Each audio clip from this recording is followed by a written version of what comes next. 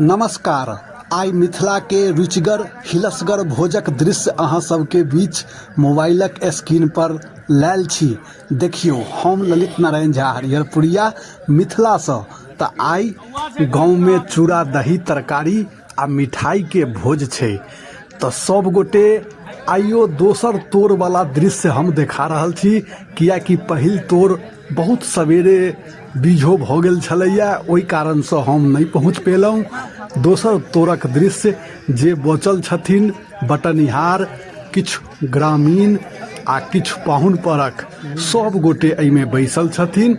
किछुए आब गोटे गोटी कऽ कऽ किछु व्यक्ति रहि गेल हेथिन जे अखन बाँटि रहल छथिन आ घर के किछु सदस्य। देखियो अजुका दृश्य, सब किछु बटा रहल छै। चूड़ा पात पर पड़ि गेल छै, तरकारी पड़ि गेल छै, आब नून मिरचाई सेहो चलि रहल छै। सब दिस बटनिहार सब, बारीक सब सामान लऽ कऽ, वस्तु लऽ कऽ, तरकारी लऽ कऽ, चूड़ा लऽ कऽ, अचार लऽ कऽ, सब किछु लऽ कऽ टहलि रहल छथिन। पाते पाते सब गोटे के पात पर में पहुंचा रहल छथिन। मिथिला में चाहे मौसम जेहन रहे, समय जेहन रहे, लेकिन रुचिगर भोज जे होइ छै मिथिला वासी के, से चूड़ा दही के भोज होइ छै। सैह भोज आई छै। तो देखियो ई लुभावन दृश्य, बड़ा मन आनंद भ जाय छै। चूड़ा दही खेला के बाद यो कनिक ठंडो छै, ओइमे आरो एकदम हिलसगर ई भोज बुझाइत हैत। अहाँ सब देखैत हेबै तैयो रुचिगर बुझाइत हैत। हम सब तो पात पर में बैसल छियै तो रुचिगर तो लगिते है।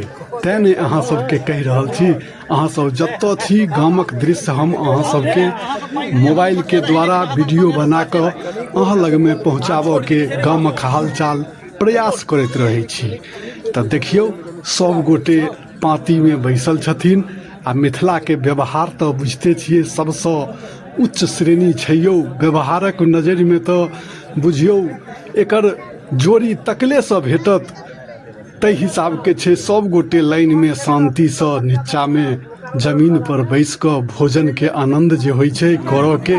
देखियो दही उठि गेलै, आब जेना जेना दही पौरल जेतै सब गोटे नैवेद्य देने जेथिन, भोजन शुरू भ जेतै। तो देखियो दृश्य ई केहन लागि रहलै।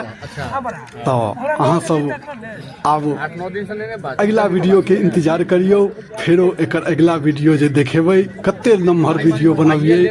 तो धन्यवाद। आब शुरू भ रहल छै भोजन।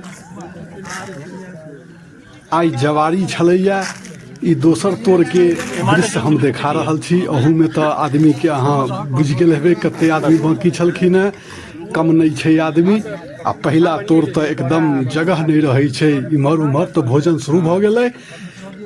देखियो आब विशेष अगला वीडियो में।